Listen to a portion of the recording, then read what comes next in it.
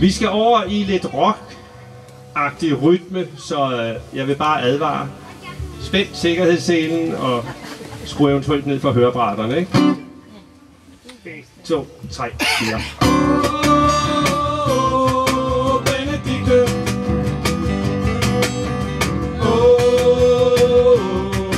Benedikte. Jeg var helt vild med dig, men du så ikke mig. Benedikte.